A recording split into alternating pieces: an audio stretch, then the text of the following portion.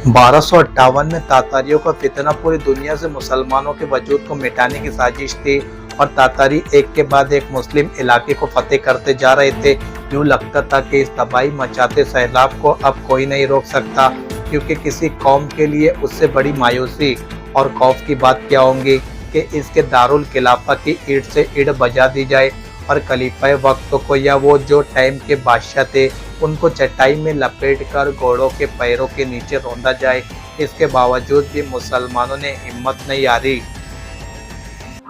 पूरी कायनात में ऐसा बार बार होता है कि अपने वक्त की सुपर पावर कौमें कमज़ोर कौमों को हराकर अपना गुलाम बना लेती है, लेकिन जैसे जैसे फतेह कौमों की ताकत का सूरज ढलता है फिर वैसे ही गुलामी की जंजीर ढीली पड़ जाती है। लेकिन इस टेक्नोलॉजी के दौर में सुपर पावर कौमें कमज़ोर कौमों को बिना जंग किए, बिना उनके इलाके को फतेह किए उनको अपना गुलाम बना लेती है। और ये गुलामी इतनी खतरनाक होती है कि फतेह कौम के मिट जाने के बाद भी बाकी रहती है। फॉर एग्जाम्पल अगर देखा जाए तो जिस्मानी गुलामी इतनी खतरनाक नहीं होती जितना ज़हनी गुलामी है। अगर कोई कौम की सोच आज़ाद हो तो वो कभी शिकस्त तस्लीम नहीं करती या वो कौम कभी नहीं हारती और मौका पाते ही खुद को आज़ाद करा लेती है। और किसी कौम का ज़हनी गुलामी में मुब्तला हो जाना इसके अंदर सोचने तक की सलाहियत को खत्म करके रख देता है। और जो ज़हनी गुलामी का शिकार लोग ना तो अपने जहन से सोचते हैं और ना ही हालात को अपनी नजरों से देख पाते हैं और इनके आका जिस तरफ चाहे इनकी सोच का रुख मोड़ देते हैं और फिर इन पर कितना भी जुल्म सितम हो और ये बेचारे लोग यही समझ रहे होते हैं कि हम आज़ाद सोच के मालिक है। इस्लाम की 1400 साल तारीख में मुसलमानों पर नाजुक से नाजुक हालत आए और आका मदनी सल्लल्लाहु अलैहि वसल्लम के इंतकाल के फौरन बाद उठने वाला इर्तिदाद का फितना कोई मामूली फितना न था। अगर इस्लाम की बजाय दुनिया का कोई और मजहब होता तो उसका नामो निशान बाकी न रहता। लेकिन उस खतरनाक फितने से मुसलमान बाहर निकले और तातारियों के खिलाफ मैदान जिहाद में निकल आए और बिल आखिर इन तातारियों को हराया। और जब तक मुसलमानों में खिलाफत रही मुसलमान कभी किसी कौम के ज़हनी गुलाम नहीं बने, बल्कि इनकी सोच हमेशा आज़ाद थी। लेकिन खिलाफत टूटने के बाद जहाँ एक तरफ मुस्लिम इलाकों पर काफिर कब्जा करते चले गए और वहीं इनका ज़हन भी काफिरों की गुलामी में जाते रहे। और इस गुलामी का असर इतना खतरनाक साबित हुआ कि जिस्मानी आज़ादी के बावजूद भी मुसलमान ज़हनी तौर पर काफिर ताकतों के गुलाम बन गए। और ज़हनी गुलामी की सबसे बड़ी नौसत ये होती है कि ज़हनी तौर पर गुलाम कौमें अच्छे को बुरा और बुरे को अच्छा और नफ़े को नुकसान और नुकसान को नफ़ा और दुश्मन को दोस्तों और दोस्तों को दुश्मन समझ रही होती है। फॉर एग्जाम्पल के तौर पर सब अरब कंट्री जो कि दोस्तों को दुश्मन और दुश्मन को दोस्त समझ रही है। 7 महीने से फलस्तीन में जुल्म हो रहा है लेकिन कोई अरब कंट्री कुछ नहीं कर रहा है, क्योंकि ये लोग गुलाम हैं, इनकी सोचों को गुलाम बना लिया गया है। और इसी ज़हनी गुलामी के जहरीले असरात ने मुसलमानों के जहनों में ये बात बैठा दी कि इस दौर में इस्लामी खिलाफत की कोई ज़रूरत नहीं और अब जमहूरियत का दौर है। इस तरह से जमहूरियत को इस्लामी खिलाफत का नेमुल बदल या अल्टरनेटिव करार दिया गया है। इसी ज़हनी गुलामी ने मुसलमानों को कुरान व हदीस के मुताबिक सोचने की सलाहियत से दूर करके रख दिया है कि वो हालात का कुरान व हदीस की रोशनी में तजुर्बा करते, बल्कि आज अक्सर पढ़े लिखे लोग भी हालात को मगरबी मीडिया की नज़र से देखकर तजुर्बा करते और मौजूदा दौर के साइंटिस्ट और थिंकर और मुफक्किरीन अपनी कलम को इन्हीं रास्तों पर दौड़ाते हुए नजर आते हैं जो खुद मगरबी साइंटिस्ट या थिंकर्स ने अपने हाथों से बनाए हुए थे। और ये साइंटिस्ट दानिश्वर इन्हीं रास्ते पर अपनी कलम को दौड़ाकर मंजिल तक पहुंचते हैं। तो ये वही मंजिल होती है जो मगरबी मुफर्रिकीन पहले से तय कर चुके होते हैं। हालांकि ये हजरात ये समझ रहे होते हैं कि ये बहुत दूर की कौड़ी लाए। मौजूदा दौर में आप अक्सर ये बात देखेंगे कि फॉर एग्जांपल के तौर पर रशिया का अफगानिस्तान में आना और अफगान मुजाहिदीन का जिहाद जीतना और तालिबान की इस्लामी हुकूमत और अमेरिका का अफगानिस्तान पर हमला, अमेरिका का खलीज में आना और इराक पर कब्जा करना, इसराइल का फ़लस्तीन पर जुल्म और 11 सितंबर को अमेरिका पर हमला, इस तरह के दीगर वाक़यात में मुसलमानों की हौसला अफजाई के बजाय उनको टेररिस्ट और गलत साबित किया गया। और अल्लाह की ताकत को सुपर पावर साबित करने के बजाय किसी काफिर मुल्क को सुपर पावर साबित किया जाएगा कि जो कुछ भी होता है दुनिया में वो काफिरों की मर्जी के मुताबिक होता है। और उसके खिलाफ अफगान जिहाद की मुकम्मल अमरीकी हिमायत और पॉलिसी के पेश नज़र करके मुसलमानों के बढ़ते हुए हौसलों को दबाने की कोशिश की गई। हालांकि इतनी भी तहकीक नहीं की गई कि रूस को शिकस्त अमेरिका के हथियार से दी गई या फिर आसमान से उतरते हुए फरिश्तों के जरिए ये फतेह हासिल की गई।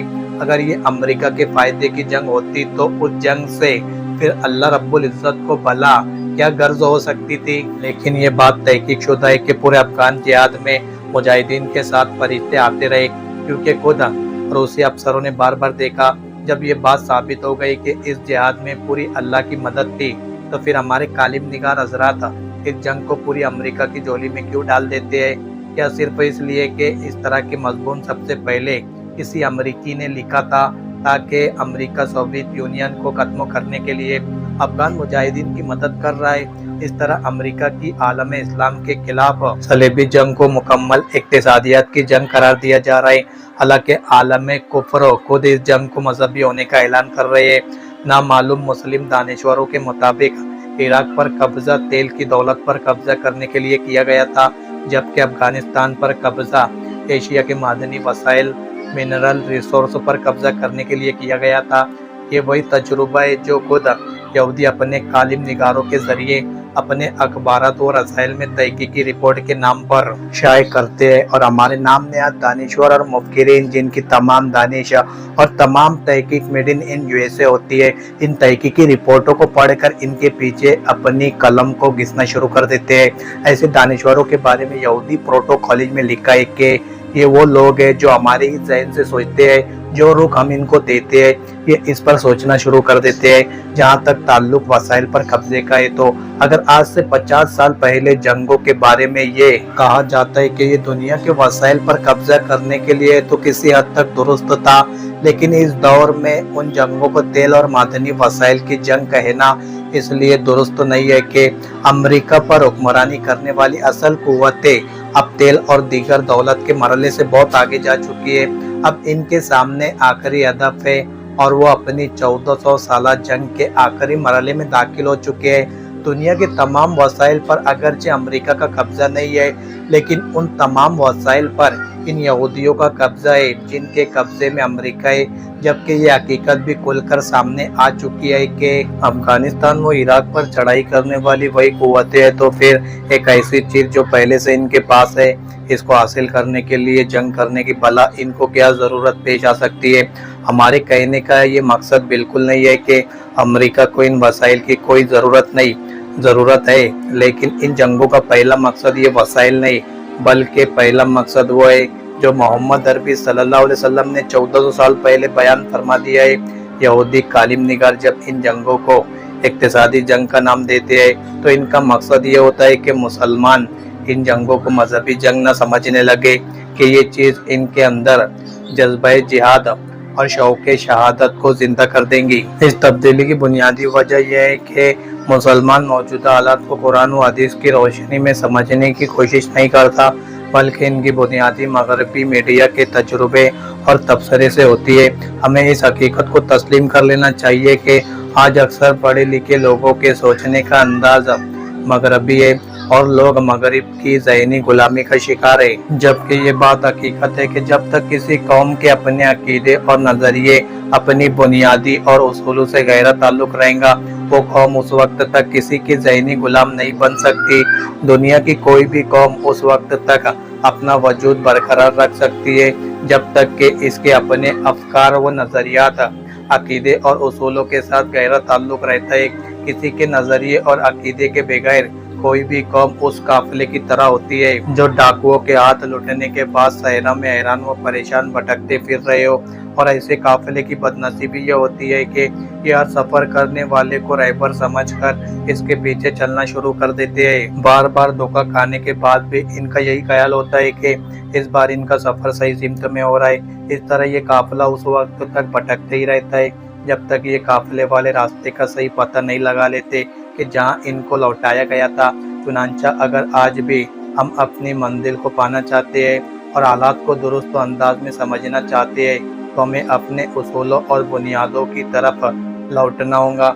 जब तक हमें ये पता नहीं लगा लेते कि मौजूदा दौर के बारे में कुरान और हदीस क्या कहता है, तब तक हम सूरत हाल को बिल्कुल भी नहीं समझ सकते। मुसलमानों को कुरान व हदीस की रोशनी में अपना अमल बनाना होगा और मगरबी मीडिया के नाम नेहाद तहकीकी रिपोर्टों को पढ़कर तजुर्बा करने से छुटकारा हासिल करना होगा, वरना कयामत तक हम हालात का सही अंदाजा नहीं कर सकेंगे और अचानक कयामत हमारे सरों पर पहुंच जाएंगी।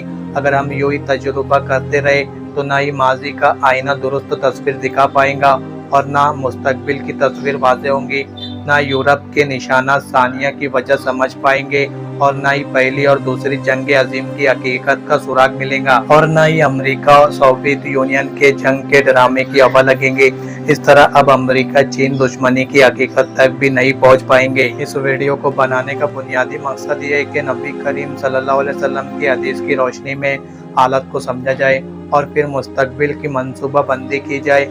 जब तक ये तशखीस दुरुस्त नहीं होगी, इलाज क्योंकि मुमकिन नहीं हो सकता। नबी करीम सल्लल्लाहु अलैहि वसल्लम ने क़यामत तक पेश आने वाले वाक़यात को खोलकर बयान फरमा दिया ताकि मुसलमान इन हदीस की रोशनी में अपना अमल मुरतब कर सके कि आने वाले वक्तों के लिए खुद को अभी से तैयार करे। एक तयशुदा हकीकत से नजरें चुराने की बजाय इससे मुकाबले की तैयारी करे। अल्लाह ताला उम्मत मुस्लिमा को दीन की समझ अता फरमाए और हम सब को दीन दुनिया में कामयाब अता फरमाए।